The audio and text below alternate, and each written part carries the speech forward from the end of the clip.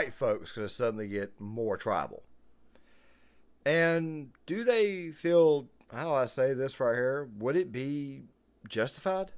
No. Don't invite. No. I don't want you to invite this woman to say a racially harmful term in front of me, because I'm the only on here. So if she says it, I'm the victim of it. So please don't invite her for ratings to call me the N-word, because that's basically what it's going to be. There's a bunch of white people up here. You and one Uncle Tom on the left here, and asking her to say the N-word while I'm here is ridiculous. You would not sit here with a Jewish person. Reveal the shootout started after what appeared to be a harmless act. Fox 4's Peyton Yeager spoke to Long's family. Peyton. Steve, and Ashlee Long's family want her to be remembered as a career-oriented woman who had big dreams. Also, she was known as a glowing spirit and a loving friend and a loving daughter. In the immediate days after Ashlee's murder, her Sunny Wednesday in downtown Dallas, stickers of 28-year-old Ashlee Long are left along Main Street. Her angel number was 444. But on April 5th, what you guys saw at the very beginning, which of course happened in the state of Texas, another crime involving black on white violence. Given everything that's going on with the Karmelo Anthony situation, and of course this recent debacle involving Shiloh Hendrix, with which, by the way, Gives and Go's CEO would be on Piers Morgan, and don't worry, I'll link the full bit in the description box, because I'm not going to be focusing on that part. But the complete total meltdown of Mark Lamont Hill a little bit later on in this video, which we shall get to here momentarily. Yeah, it seems to me like struggle sessions are in order. And of course, Piers Morgan is back to doing said struggle sessions. By the way, when I say doing said struggle sessions, it's his way of trying to make somebody apologize for, let's just say, starting a page or allowing a page for somebody to raise money off of it. Give and Go, in my opinion, they've actually been pretty fair on this issue. They're very, very much in favor of free speech. But then again, though, their recent actions of cutting off the comments on Miss Shiloh Hendrix's page, which, by the way, she's raised over $700,000, does raise an eyebrow. Now, guys, I did give you my thoughts in the last video on this topic. I gave you my thoughts on why I was not surprised that this girl had raised so much money. I gave my thoughts on that, and I also gave my thoughts on that particular topic, saying, look, she could have used different words if she was going to use words at a child, and of course, she probably shouldn't be calling little kids names to begin with, but still, though, at the same time, though, like I said in that last video, which will be linked in the description box, I am not surprised this woman raised so much money off this. And there are also other people who are looking at Pierce having Lily Gaddis on, and they're saying that obviously this right here is a rush to the bottom. We shall get to that here in a second, but the reason why I'm doing this video is to talk about the issue of tribalism. Now, in the B-roll footage, and make sure you guys like, subscribe, share, all that type of stuff there. In the B-roll footage, you guys are seeing some tweets that we'll be getting to tomorrow. The videos will be linked in the description box. These right here are bits and pieces from Dominique Alexander, who is the handler of Karmelo Anthony, the whole Austin Metcalf stuff. And by the way, there's going to be a video out on that tomorrow, and of course, another video on the transit ban in the military, which I think exposes hypocrisy much, much further. And of course, these people are so emotional, they cannot see that they once again are being used. It just seems to me like one side of the aisle is looking at the other side of the aisle, and they're saying, you guys get away with pretty much anything and everything you want. Carte blanche. Stab a kid in the chest after he tells you to just simply walk away, leave, you're in the wrong tent. But of course, like I said, they respond with a knife over words. Could have gone to fisticuffs, anything else. Basically, the response is not exactly proportional, if you guys know what I mean. But don't worry, we'll talk a little bit more about that tomorrow, because obviously there is this belief that the situation down in Texas involving Karmelo Anthony and well, the guy you guys saw in the B-roll footage, who, by the way, is now playing victim over everything, a lot of people think that this fire could, in fact, be George Floyd 2.0, except for white people and a psyop. Still, though, at the same time, though, speaking of the state of Texas, something else happened. Now, guys, I'm going to let this right here run all the way through. You got a bit of it early on in the video, and, of course, there's like a 2-minute-long segment, but I'm going to go ahead and let it play all the way through for you guys, so that way you guys can see that another incident has, in fact, occurred, an incident that, quite frankly, was unnecessary. The friends left a downtown Dallas bar just after 2 a.m. According to an arrest warrant affidavit, surveillance video captured the shooting off Main Street. Police say a man Ashlee was with reached out and brushed his hand along the passenger side of a passing Mercedes.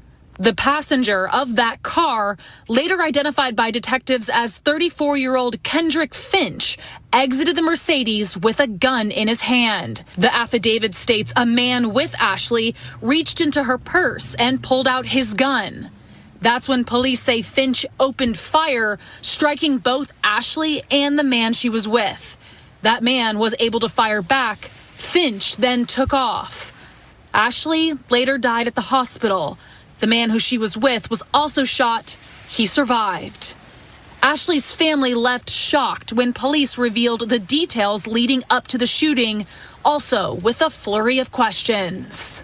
One of the first words from the detective was, if she would have been in a place 5 minutes before or 5 minutes after, this would have never happened.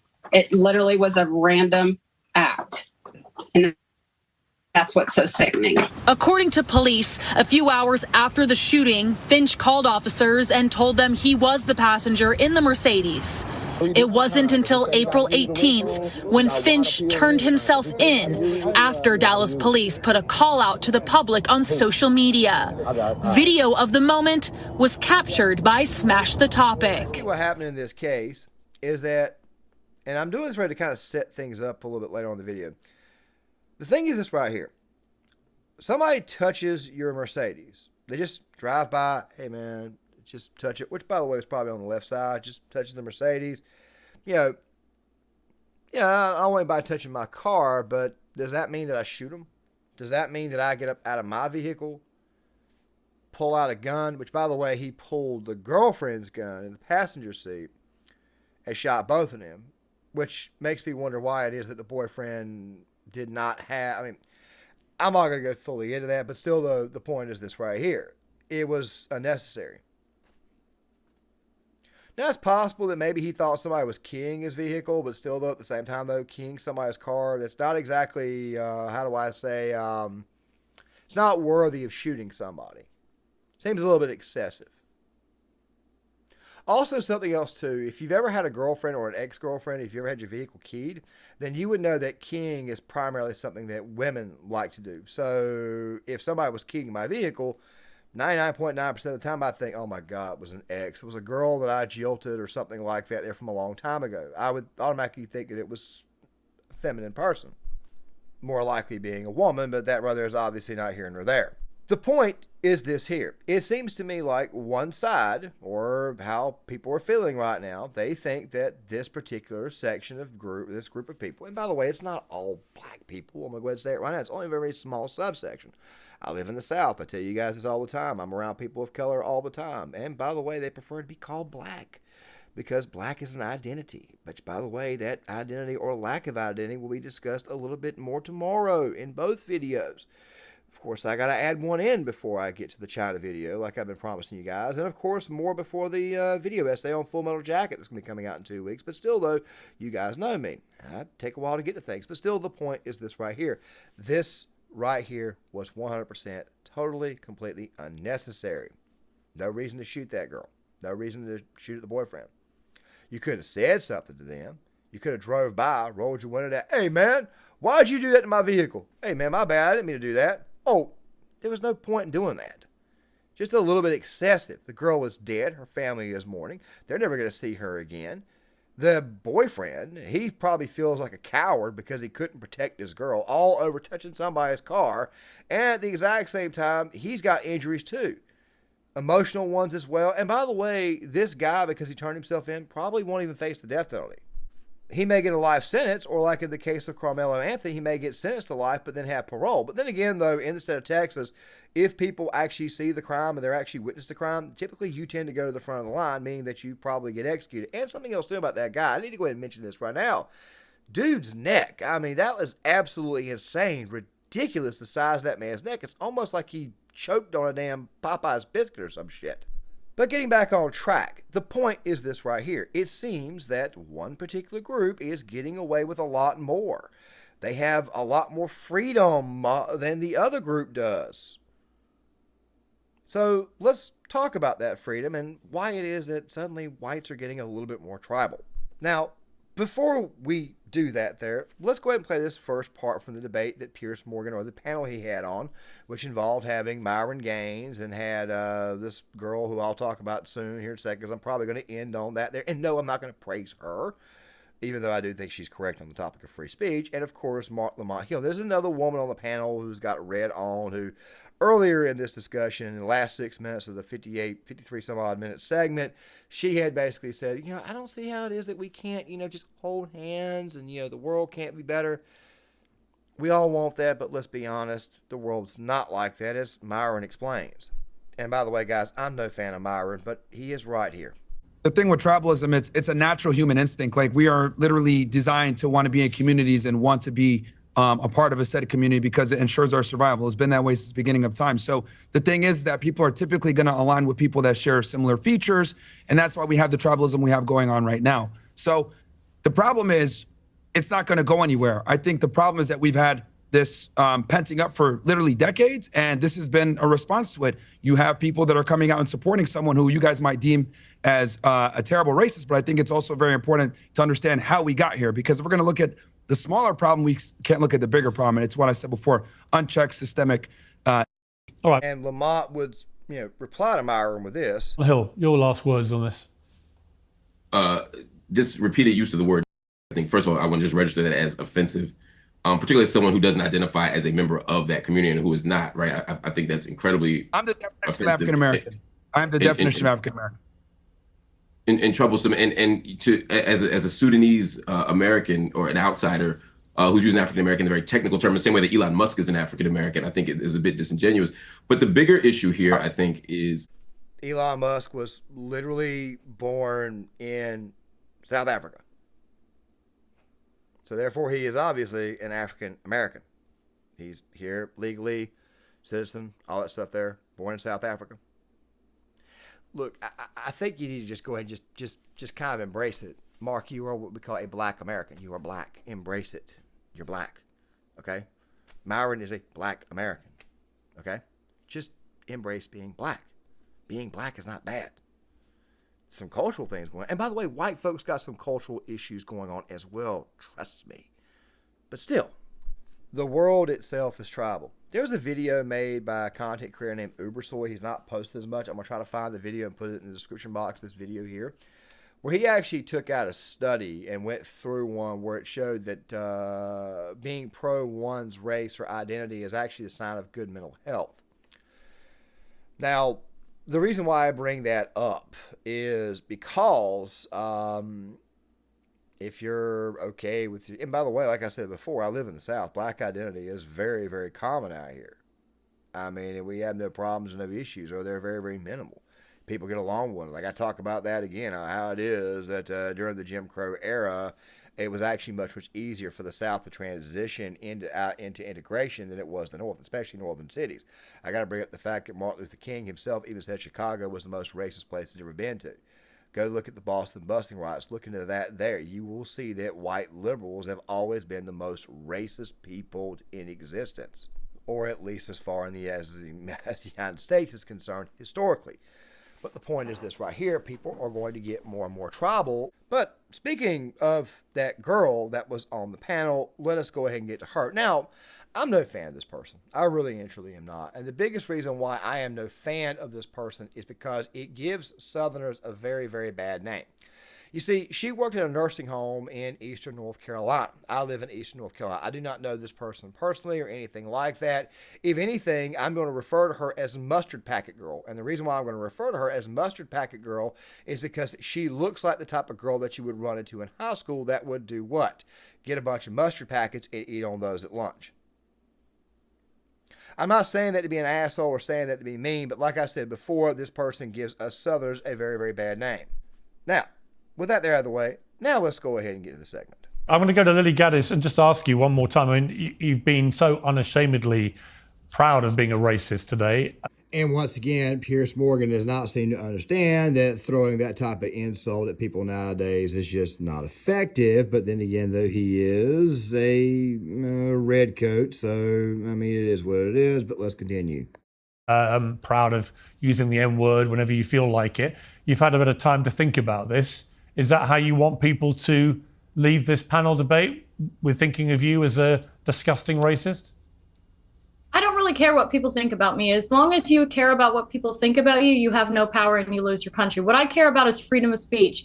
And if you're not allowed to say the most offensive things in this country, you do not have freedom of speech. I don't care what anybody says. So that's the main crux of this situation. That's what I care about with this situation. It is, we have lived for far too long in a country where you can have your life destroyed. And people say, oh, she doesn't need this money. Her life's destroyed, by the way. She'll never be able to get another job. She's got children to have to support. And I don't want to live in a country where you can say an inappropriate, rude thing, which, by the way, black people can say things to white people all the time and they never get canceled. There's no backlashing about this. I want to live in a country where people are allowed to say what they want unashamedly. And you will well, go not on, then, have say it. I can't say that I disagree with her. However, it's funny to me, though, that Mark Lamont Hill goes completely crazy here in a second. We'll get to him in a second, too. But Piers Morgan wanted her to say the N-word, but then at the same exact time, the very next day, he was calling for censorship of other content creators, other personalities. He won't have Fuentes on, and I'm no big fan of Fuentes. As a matter of fact, I'm probably going to be talking about Fuentes on Gear Issue 33 one day next week, because there was something that he had said on InfoWars the other day that I looked at and thought to myself, man, God, how stupid have you got to freaking be? How disrespectful have you got to be? We'll get to that soon. The point is this right here. Freedom of speech is what the hell is at stake here. And also, to go on top of that, how sensitive do you have to be to try to ruin somebody's life over a word, yet here you are praising a guy for stabbing another kid in the chest unnecessarily. And also at the exact same time, they're also praising another individual who killed an off-duty cop out of revenge because his criminal son committed a crime and got killed during the commission of getting away from the cops. Just simply saying this is a ridiculous double standard. Let us all watch the emotion, the emotional, that's a stereotype that we're not allowed to say. Let us watch it on full display with Mark Lamont Hill. Say You the will M- not have Go on, free say, speech. go on. Say the M word. Go on. No. Hang Don't on. invite. No. No. I don't want you to invite this woman to say a racially harmful term in front of me, because I'm the only on here. So if she says it, I'm the victim of it. So please don't invite her for ratings to call me the N-word, because that's basically what it's going to be. There's a bunch of white people up here, you and one Uncle Tom on the left here, and to ask her to say the N-word while I'm here is ridiculous. You would not sit here with a Jewish person and say, please use a Jewish slur in front of this Jewish. It's ridiculous. I understand you don't have any bad intent, Piers. I understand what you're trying to do, but we already know she's racist, and I don't want to invite a racial harm to me. I hear you, and I accept that, and we'll leave it there. Thank you all very much. You know, guys, I got to point this out again, that Myron's facial expression during this entire situation is absolutely hilarious. I mean, this guy look, say what you want to about Myron Gaines, but he is very good when it comes to the topic of trolling. I also like how it is that Mark Lamont Hill referred to another black man calling him an Uncle Tom, even though Myron has actually been one of the few people of said skin color outside of other black conservatives on the platform who've been calling this nonsense out. And of course, there's also been some out there who refuse to call it out, but still, though, I think it's absolutely hilarious. But let me just go ahead and say this really quick to Mark Lamont Hill. This right here is the biggest reason why it is that so many folks of non-melanated skin are beginning to not care as much about your thoughts, your feelings, and whatever you have to say. Because we know exactly what happens when this topic gets brought up. You get all emotional, get all out of shape, and you show us exactly how feminized you've become. It's one of the biggest reasons why it is that so many black men chose not to vote for Kamala Harris, and a lot of them voted for Donald Trump this past election. It's part of the reason why it has been a rightward shift. Like I said before, I am a man who lives below the Mason-Dixon line. I am around people of color all the time, especially religious people of color. And guess what? They do not stand for this nonsense that Mark Lamont Hill and so many other black liberals promote. Not okay with you saying the N-word to them as well either. They're not okay with you calling them that, but still at the same time, though, yeah, I'm pretty sure you guys could see where I'm going with this. They're getting tired of the nonsense as well, and they're beginning to get more and more desensitized to people like, say, Mark Lamont Hill and their bullshit and their drama. But the question, once again, is it okay, or are they allowed to be tribal? Talking about white folks. Well, let me put it this way here. I have to go back to another clip, which, by the way, I'm going to link in the description box and not play for you guys, but it's the whole Charleston White segment where he talked about how it was more likely that white folks will befriend you than anybody else. Asians do not like you. Hispanics, especially those out there west of Arizona or west of New Mexico, they really don't like you. And then, of course, you've also got this bit right here in the B-roll footage, which I shall play for you guys. This how the Chipotle workers is. She threw away my food because I told her employees was moving too slow. She threw away my food, spent my whole break in this line. Got right here, she threw away my food because she's a fucked up ass manager. You're a fucked up ass manager. That's why your establishment is the way it is now. TikTok. Yeah. Yup. Let that shit go viral. They're tired of it. They can't take it no more. These videos right here are all over the place. It's a culture issue. It's not a skin tone issue. It's a culture issue. I want to make it abundantly clear. It's a culture issue. The point is this right here. Yeah, that's how the white folks, you don't really have any allies. And if they begin to get tribal, you're going to be left all by yourself and all alone. Just simply giving the warning now. And as I have said before in other videos, they've been trying to replace you for a while, talking about liberals and Democrats. I mean, what the hell do you think that is? I mean, think about it. All these blue cities, including blue cities and red states, was extremely high murder rates, especially high black-on-black murder rates. Do you think that maybe black-on-black murder rates, immigration, you factor in the fact that high percentage of women of color have got STDs, meaning that they're not desirable for men to reproduce with? Did you think that maybe the abortion rate being the highest it's ever been, especially in that community? Do you think these were not all factors in these blue cities and blue areas where most black people live at? Do you think that maybe that right there might be a plan? Importing a brand new voter base? Did you think about that? And also, to go on top of that, the feminization of black men. Did you think about that? I just want you to ponder that before we close the video. But you guys tell me what you think in the comment section. I would love to hear what you guys have got to say. If you guys can, please hit that thumbs up button. Please share the video. Please subscribe as well. I probably got to, change the tint here because of my face. I've been out in the sun a lot, but I've also had to shave too.